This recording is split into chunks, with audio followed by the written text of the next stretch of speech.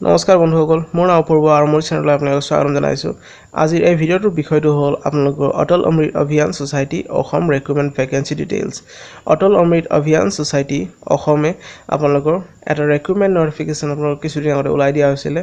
so তাৰ বিষয়ে আপোনালোকক ক'ব আহিছো আশা কৰিছো আপোনালোকে ভিডিঅ'টো লাষ্টলৈকে চাই আৰু ভাল পাইছেন সো বন্ধুসকল এতিয়া আৰম্ভ কৰোঁ বন্ধুসকল আপোনালোকে যদি মোৰ চেনেলটো এতিয়ালৈকে সাবস্ক্ৰাইব কৰা নাই তেনহলে ৰঙা কালাৰৰ যোনটো সাবস্ক্ৰাইব বাটন আছে সেইটো ক্লিক কৰি দিয়ক আৰু সাইডত যোনটো আপোনালোকৰ বেল আইকন আছে সেইটো আপোনালোকে ক্লিক কৰি দিব তেতিয়া আপোনালোকে আগলৈকে মই যিমান চাকৰি ভিডিঅ'ছ দি যাম আপোনালোকে আগতীয়াকৈ পাই যাব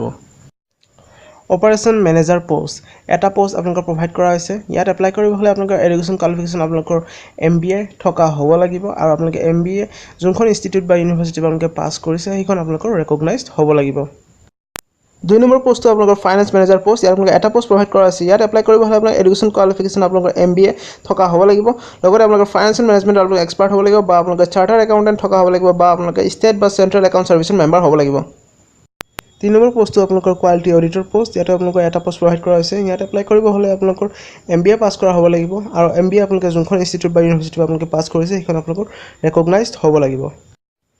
4 নম্বৰ পোষ্ট হ'ল আপোনালোকৰ গ্ৰিভেন্স কোঅৰ্ডিনেটৰ ইয়াত আপোনালোকৰ এটা পোষ্ট প্ৰভাইড কৰা হৈছে আপোনালোকে এই পোষ্টত এপ্লাই কৰিব হলে আপোনালোকৰ গ্ৰেজুৱেট বা গ্ৰেজুৱেটৰ ওপৰত যেনেকৈ আপোনালোকৰ MCom MA বা MSc আপোনালোকে পাছ কৰা হ'ব লাগিব আৰু যোনখন ইনষ্টিটিউট বা ইউনিভাৰ্চিটি আপোনালোকে পাছ কৰিছে সেইখন আপোনালোকৰ ৰেকগনাইজড হ'ব লাগিব 5 নম্বৰ পোষ্টটো হ'ল আপোনালোকৰ ক্লেইমছ কোঅৰ্ডিনেটৰ বুলি তাতে আপোনালোকৰ 6টা পোষ্ট প্ৰভাইড কৰা হৈছে ইয়াত এপ্লাই কৰিব হলে আপোনালোকৰ পোষ্ট গ্ৰেজুৱেট ইন কমাৰ্চ আপোনালোকৰ থকা হ'ব লাগিব 6 নম্বৰ পোষ্টটো হ'ল আপোনালোকৰ IT কোঅৰ্ডিনেটৰ পোষ্ট ইয়াত আপোনালোকৰ 3টা পোষ্ট প্ৰভাইড কৰা হৈছে ইয়াত এপ্লাই কৰিব হলে আপোনালোকৰ এডুকেশ্যন কোৱালিফিকেশ্যন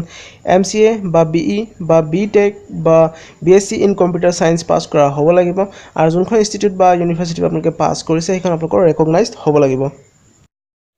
7 নম্বৰ পোষ্টটো হ'ল আপোনালোকৰ IC কোঅৰ্ডিনেটৰ পোষ্ট ইয়াত আপোনালোকে এটা পোষ্ট প্ৰভাইড কৰা আছে ইয়াত আপোনালোকৰ এডুকেশ্যন কোৱালিফিকেশ্যন আপোনালোকৰ গ্ৰেজুৱেট পাছ কৰা হ'ব লাগিব বা আপোনালোকৰ গ্ৰেজুৱেটকে ওপৰত যেনেকুৱা MCom MA MSc আপোনালোকে পাছ কৰা হ'ব লাগিব from a recognized institute or university আপোনালোকে যোনখন ইনষ্টিটিউট বা ইউনিভাৰ্চিটি আপোনালোকে পাছ কৰিছে সেইখন আপোনালোকৰ ৰেকগনাইজড হ'ব লাগিব 8 নম্বৰ পোষ্ট হ'ল আপোনালোকৰ সাৰ্ভিস কোঅৰ্ডিনেটৰ পোষ্ট ইয়াত আপোনালোকৰ দুটা পোষ্ট প্ৰভাইড কৰা আছে ইয়াত এপ্লাই কৰিব হলে আপোনালোকৰ এডুকেশ্যন কোৱালিফিকেশ্যন আপোনালোকৰ LLB থকা হ'ব লাগিব আৰু আপোনালোকে যোনখন ইউনিভাৰ্চিটি বা ইনষ্টিটিউচন আপোনালোকে পাছ কৰিছে সেইখন আপোনালোকৰ ৰেকগনাইজড হ'ব লাগিব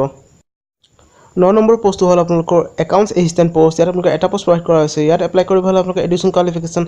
BCom পাছ কৰা হ'ব লাগিব উইথ আপোনালোকৰ লগতে চাৰ্টাৰ্ড একাউন্টেন্ট ইন্টাৰমিডিয়েট পাছ কৰা হ'ব লাগিব মানে আপোনালোকৰ IPCC পাছ কৰা হ'ব লাগিব বা আপোনালোকে MCom পাছ কৰা হ'ব লাগিব